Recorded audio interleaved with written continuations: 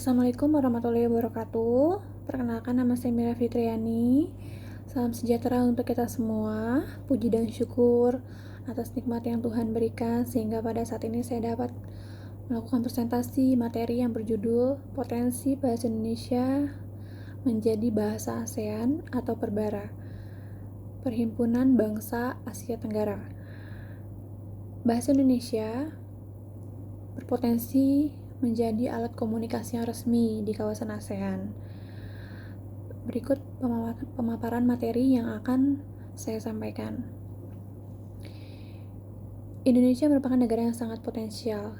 Geopolitik Indonesia yang sangat strategis ditambah lagi dengan sumber daya alam manusia dan yang berlimpah yang menjadikan Indonesia sebagai pasar yang strategis untuk dikelola.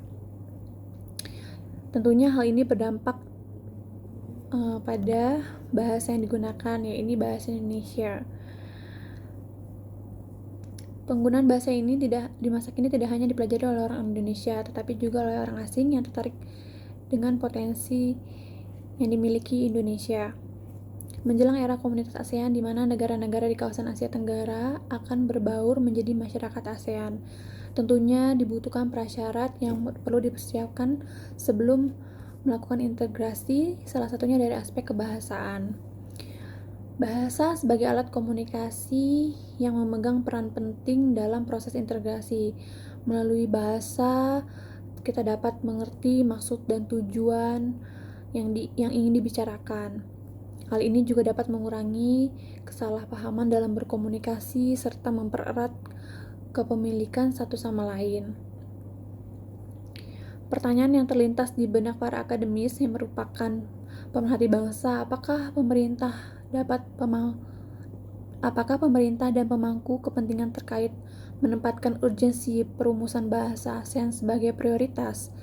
Nah, tentunya pertanyaan ini tidak bisa hanya sekedar dijawab tanpa ditelaah lebih lanjut terhadap upaya pengguliran wacana bahasa ASEAN di berbagai forum publik. Lalu, dalam mengukur kekuatan nasional suatu bangsa, maka perlu diketahui komponen atau unsur kekuatan nasional yang menopangnya. Pertama, unsur geografi. Indonesia merupakan negara kepulauan di Asia Tenggara yang memiliki 13.487 pulau besar dan pulau kecil yang terhampar di Khatulistiwa. Kedua, sumber daya alam. Indonesia dikenal dengan sumber alamnya yang kaya, meliputi minyak bumi, gas, tanah yang subur, batu bara, emas, kayu, dan sebagainya. Yang ketiga, kemampuan industri. Perkembangan industri di Indonesia tidak signifikan berpengaruh terhadap kekuatan nasional karena ekspansi industri asing yang masuk ke Indonesia lebih dominan dibandingkan pembangunan industri dalam negeri. Lalu kesiagaan militer ditunjang oleh peralatan militer yang mampu mendukung politik luar negeri yang ditempuh. Kelima, penduduk berdasarkan pencacahan sensus penduduk 2010. Jumlah penduduk Indonesia adalah sebesar 237.556.336 juta orang yang terdiri dari laki-laki dan perempuan. Di distribusi penduduk Indonesia masih terkonsentrasi di Pulau Jawa, yaitu sebesar 58%, diikuti dengan Pulau Sumatera 21%. Lalu yang keenam, karakter nasional. Indonesia memiliki karakter nasional Pancasila dengan semboyan Bhinneka Tunggal Ika, disertai dengan kebijakan luar negeri bebas aktif. Maka kebijakan yang dirumuskan adalah yang akan mengacu pada karakter Indonesia yang dimiliki. Ketujuh, moral nasional. Poin ini dapat dipahami sebagai kebulatan tekad suatu bangsa untuk mendukung politik luar negeri pemerintahnya dalam waktu damai dan perang.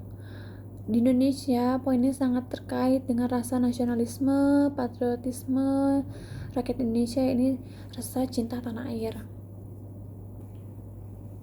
yang kemudian mendasari bagi keterlibatan dalam upaya bela negara.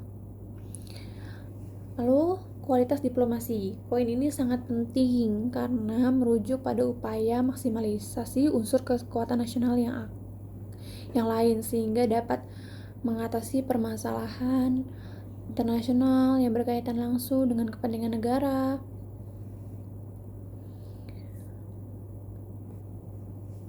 Lalu, poin yang terakhir ditekankan bahwa pemerintah yang baik berarti ada tiga hal. Di satu pihak, pertimbangan antara sumber daya material dan sumber daya manusia yang turut membentuk kekuatan nasional. Di pihak lain, politik luar negeri yang akan ditempuh, lalu dukungan rakyat untuk politik luar negeri. Selain berkedudukan sebagai bahasa nasional, bahasa Indonesia juga berkedudukan sebagai bahasa negara. Sesuai dengan ketentuan yang tertera di Undang-Undang Dasar 1945, Bab 16, Pasal 36, bahasa negara ialah bahasa Indonesia.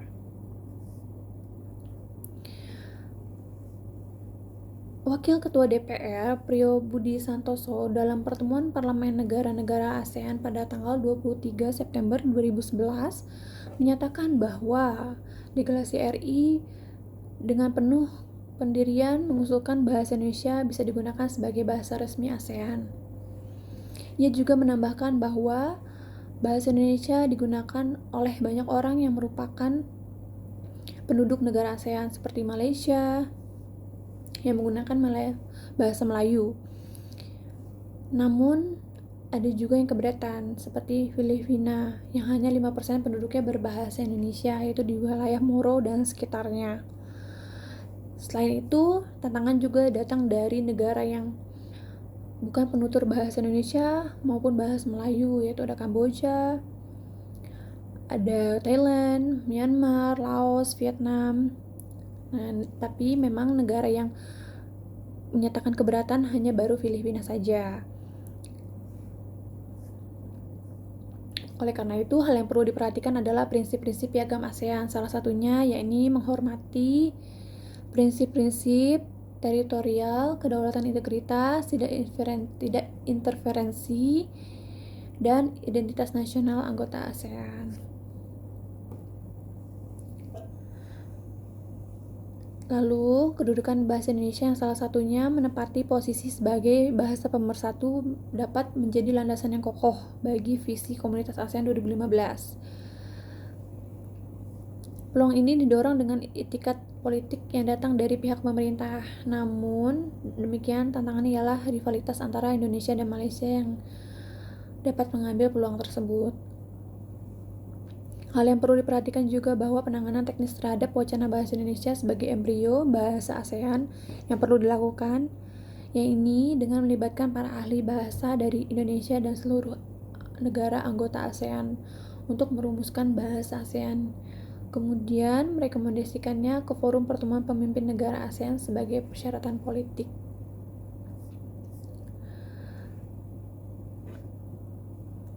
Baik, itu saja yang saya presentasikan dalam kesempatan kali ini. Terima kasih sudah berkesempatan menyaksikan presentasi saya. Jika ada kekurangan, ketepatan atau kejelasan dalam presentasi saya mohon maaf. Saya menerima kritik dan saran.